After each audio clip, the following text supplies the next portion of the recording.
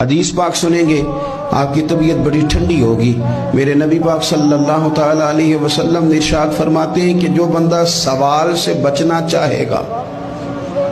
ارادہ کرے گا اللہ میں نے کسی سے نہیں مانگنا، فرمایا جو سوال سے بچنا چاہے گا رب اسے سوال سے بچا لے گا،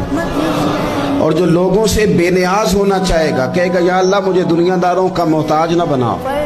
اپنی بارگاہ سے عطا فرما۔ جو لوگوں سے بے نیاز ہونا چاہے گا اللہ لوگوں سے بے نیاز کر دے گا، اور فرمایا جو صبر کا ارادہ کرے گا اللہ اسے صبر کی توفیق بھی عطا فرما دے گا۔ ارادہ تو کرے، پروگرام تو بنائے، توفیق تو اللہ دے گا۔ جو صبر کا ارادہ کرے گا اللہ صبر کی توفیق بھی عطا کر دے گا۔ اور حضور صلی اللہ تعالی علیہ وسلم فرمانے لگے یاد رکھو کسی بندے کو جو بہترین تحفہ دیا گیا ہے نا، اگر کسی کو کوئی بہترین عطیہ ملا ہے تو پھر اللہ تعالیٰ نے اسے صبر عطا فرمایا۔ یہ بہترین تحفہ ہے، اس سے زندگی سنور جاتی ہے، اس سے انسان باوقار اور مطمئن ہو جاتا ہے، اس سے اس کے شب و روز آسانی سے بیتتے، وہ دنیا کی پگڈنڈیوں سے آسانی سے گزر کے اللہ کی بارگاہ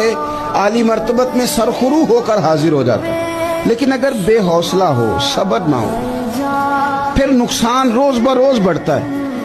اور پھر میرے رسول پاک صلی اللہ تعالی علیہ وسلم ارشاد فرماتے ہیں کہ اصل بات یہ ہے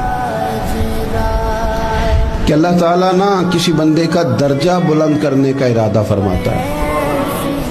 لیکن اس کے اعمال اس طرح کے نہیں ہوتے کہ اس کا درجہ بلند کیا جائے۔ اب رب کیا کرتا ہے، اللہ تعالیٰ اس کو مال کی، جان کی، اولاد کی کسی مشکل میں ڈال دیتا ہے،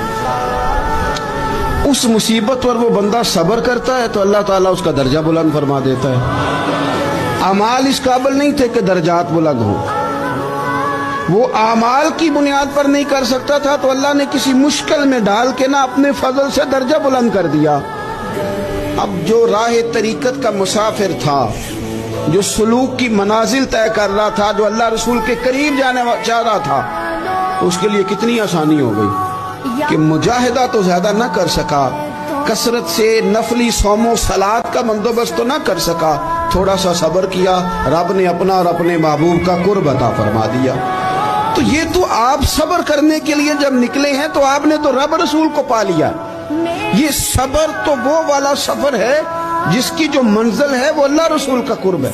ہم لوگ تھوڑی تھوڑی باتوں میں حوصلہ ہار جاتے ہیں، صبر چھوڑ جاتے ہیں، پریشانی بڑھ جاتی ہے، پتہ نہیں ایسے محسوس ہوتا ہے کہ جیسے یہی بندہ دنیا کا سب سے دکھی بندہ ہے۔